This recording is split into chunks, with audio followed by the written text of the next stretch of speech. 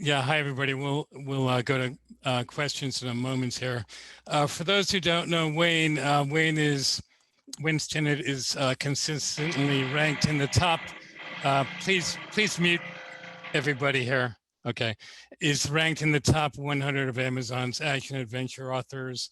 Besides being an author, Wayne is a husband, father, Marine vet, boater, biker. And I think today you're coming to us from the Stinnett Global Headquarters in beautiful Beaufort, South Carolina. Is that right? Is that where the magic happens? I'm at home in the studio. Okay. Yeah. Alessandra, can you mute folks, or do I have to do that? I'll do it right now. Okay. Why don't we start with a 30-second nickel tour of your background, Wayne? So you've been a Marine dive master, taxi driver, deckhand, commercial fisherman, long haul trucker. Those jobs and your time as a Marine must really provide some nice, rich texture for your characters in your writing. Yes. I think a lot of it comes to do with my time that I spent in the Caribbean and in the Keys.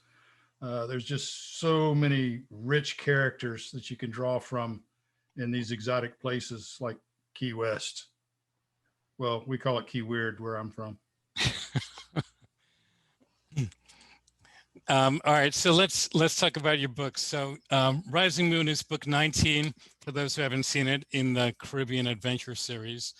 Where are you these days on the beardometer, by the way? It's about to be shaved off. Okay. April 19th will be the release date for Rising Tide. And I'll shave then, and then I won't shave again until Steady as She Goes comes out in August. So all right. So how much growth is this? How long did this take? This is since last August. 6 months. Yeah. Okay, that's pretty healthy. So last week you started, so we're talking about book 19 today, Rising Moon. Last week you started on book 21, so you already got another book in and you're basically going to be tying John D. McDonald's 21 Travis McGee novels. Is that right? Yes. I struggled with that for a long time, for the last 2 years, whether or not I would write the 21st book in the series. And then I realized, well, Randy Wayne White's already written like 27 or 28 Doc Ford novels. So why not? I mean, the master storyteller is that. He's the one that led us all by example. And I see a few familiar faces in here, Nick Sullivan and Nick Harvey. They're both Sea Adventure authors. And Nick Sullivan is also the narrator of my audiobooks. So that's kind of cool. Hi, Nick. And Britt Nick. So is that what you consider the Caribbean Adventure series, a sea adventure? Who do you sort of compare yourself to, or your books or your style? Well, I took a little bit from several different characters over the years. I grew up reading John D. McDonald's Travis McGee novels, obviously, and then got onto Randy Wayne White's Doc Ford, Lee Child's Jack Reacher, Mitch Rapp who wrote Mitch Rapp series? I don't remember. But just a lot of different things that I've read over the years. My mentor, Michael Reisig, once told me there's no original thoughts. We both have a Jamaican character named Rufus in our books, completely unintentional, but there it is. I mean, the odds of that happening are extremely high. And he chalked it up to, well, we both lived in the Keys about the same time, probably bumped elbows in a bar. And that's right. The Jamaican bartender's name was Rufus or something. Neither one of us can explain it, but that's where it came from. Yeah. I think Vince Flynn wrote Mitch Rapp, right? Vince Flynn, so, yeah. But he's more of a hardcore, assassination kind of thriller author, there's right? a little bit of Mitch Rapp and Jesse McDermott. Yeah. There's a little bit of Doc Ford, a little bit of Jack Reacher. Jesse's 6'3" and 220 pounds, so he's a big guy. And just a little bit of DNA from a lot of different characters and a lot of characters that I've met over the years. So he's not any one person. Morally, he's me. We share the same moral and ethical compass. But outside of that, he's a mix of a whole lot of people, a whole lot of fictional people and real people. Now, I personally couldn't even imagine writing a 21-book series. So how do you think of Jesse's character and growth in Rising Moon as part of a transformation over the length of the entire series? Like, where is he on his personal journey here? Well, the entire series now covers about 22 years in Jesse's life. And in the first book, he meets this woman and they have a relationship, and her name is Savannah. And throughout the entire series, he is not looking for, except in the last few books, he's not actually looking for her again, but eventually he does find her, and now they are married. So was that always your plan? I mean, from the beginning, how far out did you plot his life? I don't even plot the next sentence. I'm a 100% pantser. I have no outline, no plot ideas or anything, except for this 21st book that I'm writing now. I've been planning it for 2 years, and I'm really excited about this next one. It's going to be a lot of fun to write. Is it going to wrap up the series, or do you have more to go after that? No, after that will be well, the next one will be Rising Tide, then Steady as She Goes. I ran out of words that went with rising, just as I ran out of words that went with fallen. So this next 10 books won't have steady in the title, but they'll all be nautical related. Steady as She Goes, Right Full Rudder, Full Speed Ahead, Man Overboard. These are all planned for the next 2 years. But it's a long process, and I don't see the end of it coming anytime soon. So I missed, this is going to be a new cast, or you're going to continue in Jesse's world for those 10 books? Jesse, Savannah, and a new character that I'm not going to name because you have to read it in Rising Tide. The three of them will be changing their life, a very drastic change. There will be a lot of new characters coming in. Occasional old characters will visit from time to time, but mostly it's going to be a whole new set of characters around Jesse's world. Alexander, where are the questions that folks have been asking in our group? I've already answered most of them. I don't know if they've read them or not. Online? Okay. Yeah, I can pull them up. While I pull those up, can you just, Wayne, give us kind of how you got into writing, if you had always planned to write? You've had such an interesting life, which I know has given you so much fodder for stories and characters, but how did your writing journey come to be? I've been a storyteller pretty much all my life, ever since We're having some technical difficulties there. Oh, he was muted. You might be able to go unmute him yourselves. I just clicked ask to unmute. Okay. Wayne, you're muted. I am not muted now. There you go. All right, there you go. Sorry. Cliffhanger.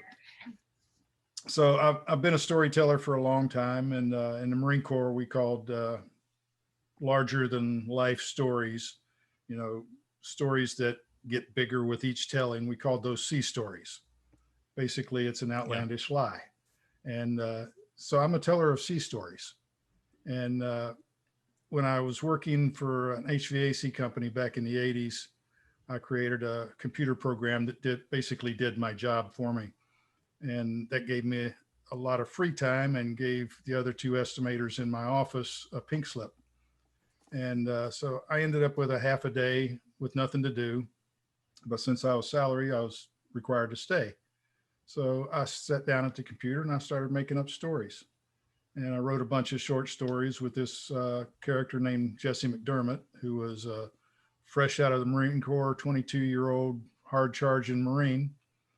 And those short stories never went anywhere. I applied to several publishers and agents and got I didn't get a lot of rejection letters. I got a lot of people ignored me, but one thing led to another, and I got married, had children, work and career, and life happened. So I put that dream aside of being a writer. And then about 8 years ago, my son-in-law and our daughter gave me a Kindle for Father's Day. And I started reading Kindle books. And I thought, this is really neat. And it'd be nice to get back into writing again. And then a friend of mine who was a Patriot Guard rider, he's a retired colonel. He just passed away last Thursday. We were during a ride briefing, he leaned over and we were telling sea stories, as Marines always do.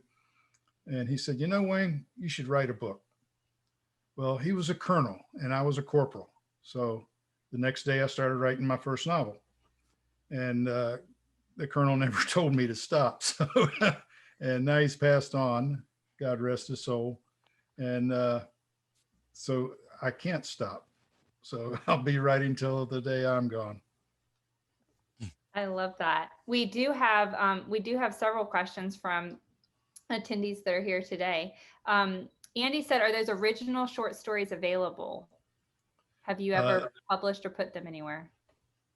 Well, one of them, part of one of them was written on the back of my divorce papers from my first wife and handwritten. And when we were cleaning out the garage, my wife found it and said, this is pretty good. You ought to try this again. So that was another reason to get back into it.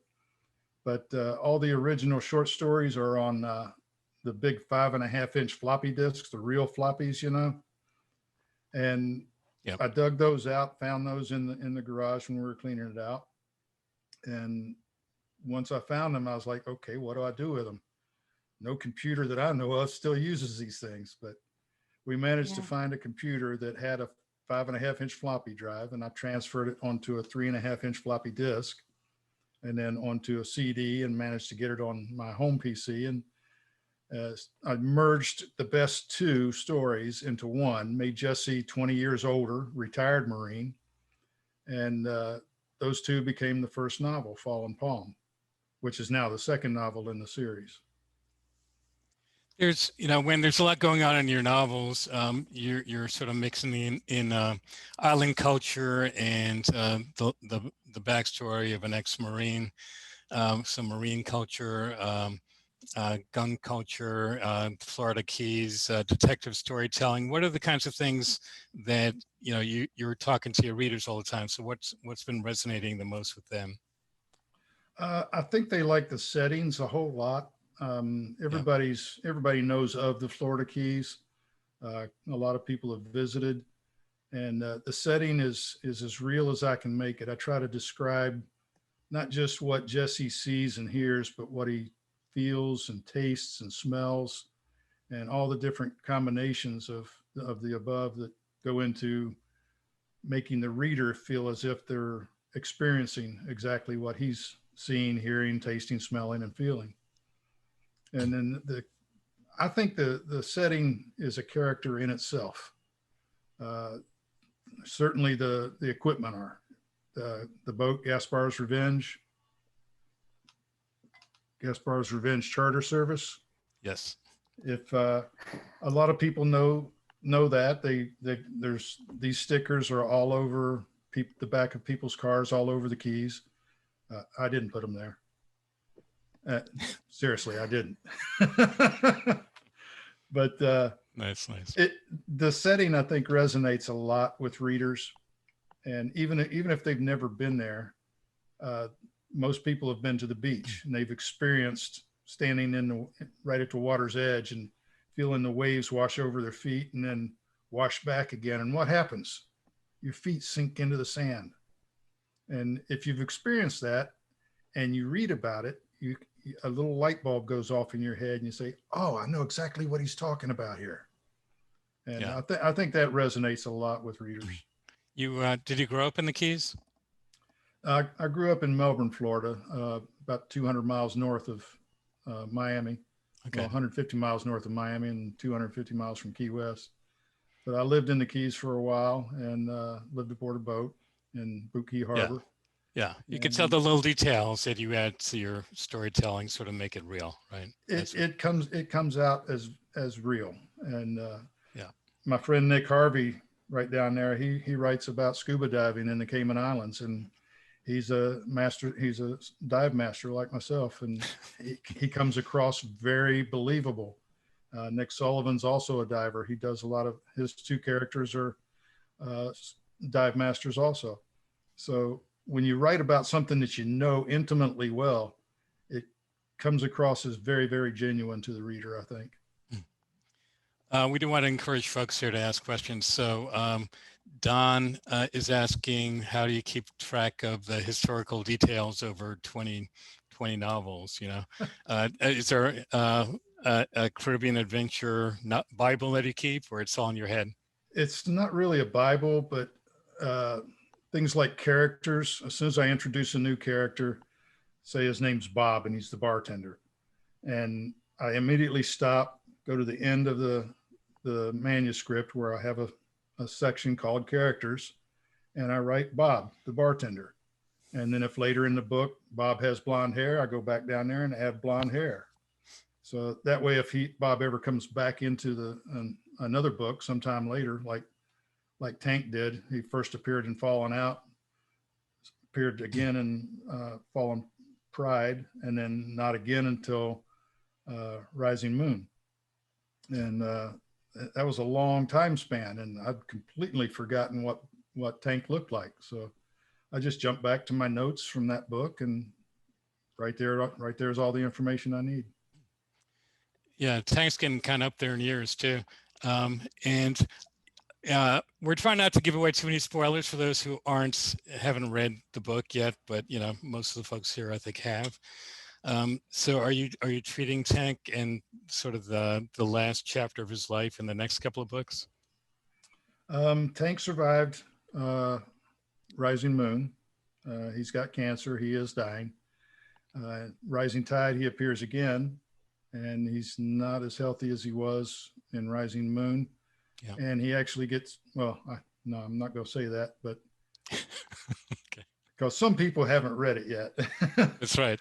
But something happens that most people will be scratching their head thinking, he's got cancer and this happened and he's still alive. But eventually, Tank, like all of us, will pass. Alessandra, do you want to ask some of the questions people are asking here? You talked a lot about setting, and I know for a lot of us on the team when we were reading it, that really stood out in the Keys. And in fact, some were looking at real estate because they were ready to move there after hearing everything you said. But Patty in California said, "What's the setting for those next 10 books? Are they also going to be in the Keys, or is there a different setting that they're going to go to?" The one I'm currently writing now, Steady as She Goes, is set primarily in Venezuela. There'll be some movement along the coast of Venezuela and Paraguay and Guyana and all the way to Brazil. But Jesse's in command of a 199-foot research vessel now, so he can go. He's going worldwide. There'll be some of these books. Next really 10 books will be set in the Red Sea, the Sea of Japan, all over the world. Have you been to all of the places that you're writing in?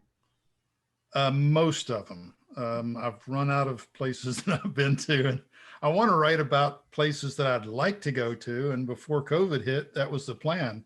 I would send a book to my editor and then jump on a plane and go somewhere and do research. At least that's what I'm telling the IRS I'm doing. But the plan was to write about new places. And so far we haven't been able to do that, but I'm hoping to get back to it here in 2021 and 22. Do you ever add anything to the end of your books, like what's fact versus fiction? Somebody's asking here about the green flash that you mentioned when the sun sets and whether that's real in the Keys. I know I've seen a green flash and I've heard sailors talk about it, right? So it's kind of interesting though to sort of like, you know, how do you sort of tell people you're not just making this stuff up? It's something that's, you know, really cool and interesting. I've seen it on videos and I've seen it in pictures many, many times. I've seen it myself in person one time, and with a year and a half living in the Keys, the sunsets are spectacular and it's just so rare an event. But yeah, there are some fictional things in there. In one scene in Fallen Honor, Rufus suspends time and climbs up the bad guy, punching him and wailing on him as he goes to vault over him and land on his feet. And Rufus is in his 80s. So that's very, very fictional. And it couldn't possibly happen, but who knows?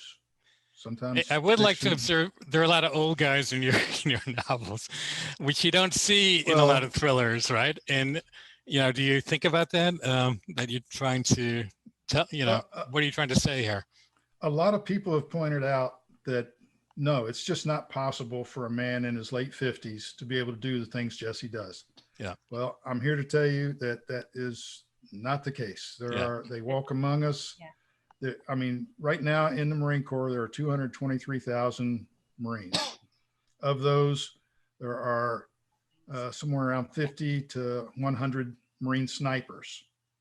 And these are guys that can kill you from a mile away without any hesitation. And every day they leave the Corps and go into civilian world to find a job, just like Jesse did. And there's not a lot of, not a lot of jobs with that kind of know-how. So yeah, they walk among us. There are 55-year-olds, 60-year-olds. I'm 62 years old, and I can still do 20 squats if I wanted to, but I just don't want to.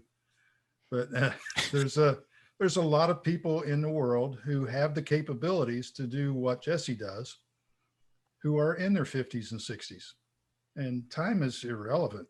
And it's so long as person takes care of themselves.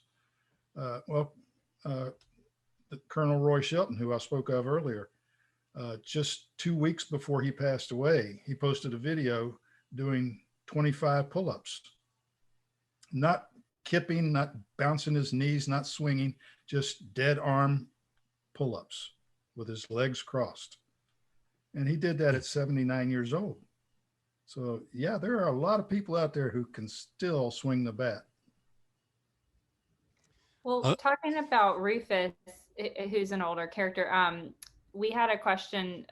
Bert said, would you consider giving him his own story? He has some interesting gifts that might lead to a really great tale. I've thought about that a few times when Rufus was younger, but Rufus is now in his, nobody knows how old Rufus is, but he's been around. He was in his 60s or 70s and fallen out, and that was 22 years ago. So he's easily in his 90s now. But my wife and I talked about creating a Rufus's cookbook. And we actually put together some Jamaican dishes and Caribbean dishes and took pictures of them and everything, made it. And she was going to take the pictures and write the recipe. And then I was going to write a short story, a little fictional story from Rufus's point of view about how his grandma used to make this, or his great aunt used to make this, and write a cookbook. In a minute, we're going to announce the winner of a drawing, but we got time for a couple of last questions. So Nicholas is asking about how do you name your characters, especially the antagonists, or what kind of research goes into drug lords and that kind of stuff. That's the simplest part of my job. Mm-hmm. As I'm writing, when I come to a new character, I stop, I go to Facebook, I hit page down 4 times, and the first name that comes up is the first name of that character. I hit scroll page down 4 more times, and the last name I see is the last name of that character. So it's a pretty simple way of doing it. I got tired of making up names. In Fallen Hunter, virtually every character in that book is a real person. I asked people if they wanted to be in my book because I didn't want to make up names anymore. And I had a whole bunch of people respond, and I made 2 lists, 1 male and 1 female. And when the male character came up, the first person on that list was that character's name. And same with the female characters. But even my daughter and her husband were in that book. I like that practice. I'm going to have to borrow that because naming characters is a struggle for. Yeah. We don't have to just read people's questions in the chat. So if anybody wants to ask a specific question about Rising Moon, just raise your hand. So Jim, you can unmute and ask your question. I know this show is pretty much all about you, and I've read just about every book that you've written. Um, and I love the genre. But I'd like to hear a little bit about, too, your relationship with other authors. And I find it fascinating that sometimes you'll share characters. And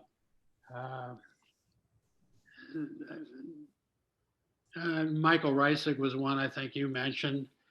Um, and there's plenty more that there's a new one, a Dawn Lee McKenna. I don't know if she is part of your group, but I love the interaction that you have. Can you speak to that a little bit? Well, we have a rather large group that Nick Sullivan, who's one of our guests here, he's in charge of, called Tropical Authors. Tropicalauthors.com is our website. And yes, Dawn's a part of that. And I was a character in one of her books, and she made me cry. And so I made her a character in my next book. And she saved Jesse's life.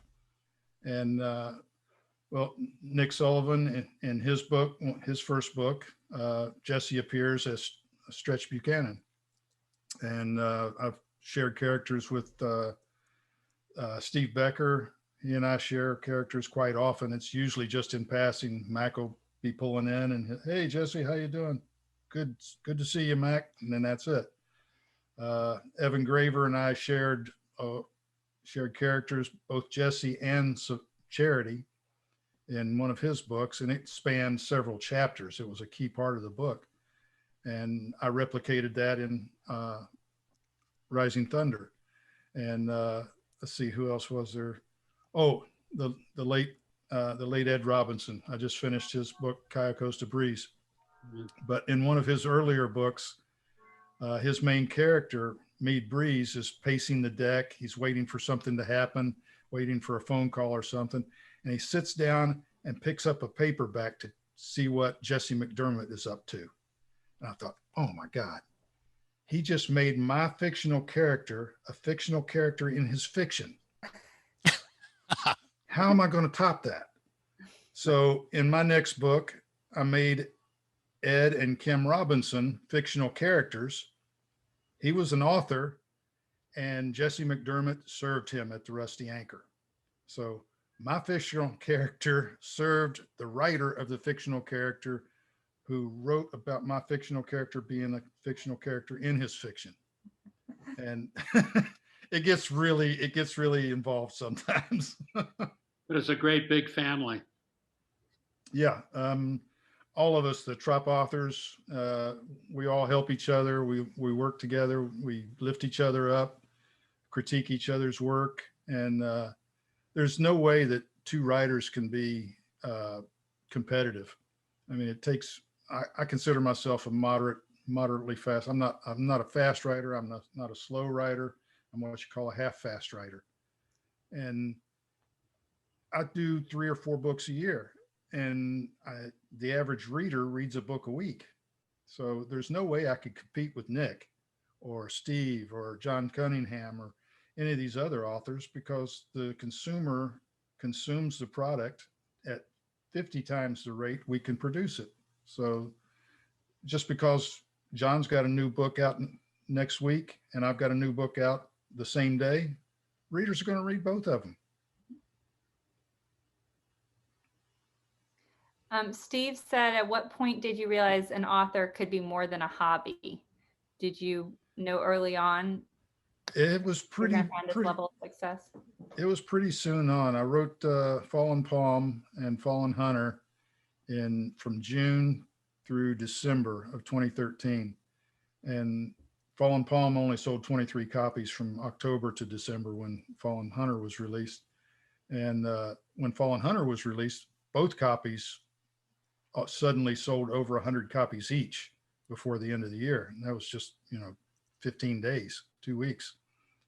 And so I started writing. My whole goal was to make enough money from my books to buy some power tools to do some woodworking and get off the road and start building things to sell.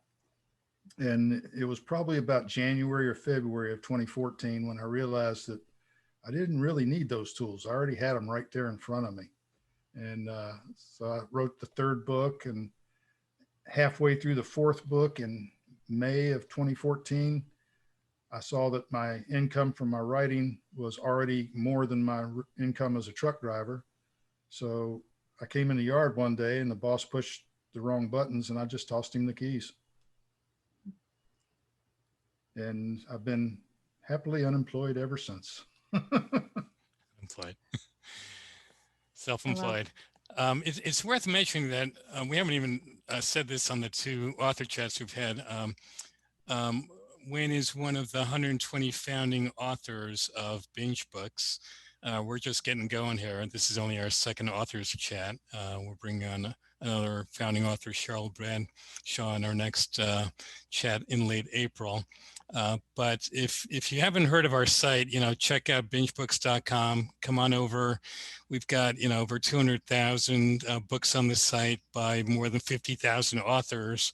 And you can read the opening chapters of most of those books. So people are starting to come over, and we just opened up the doors to any author in the world this past week. We haven't told anybody about it yet officially, but so you guys are all hearing about this as early folks who we want to get involved in our little author and book community here.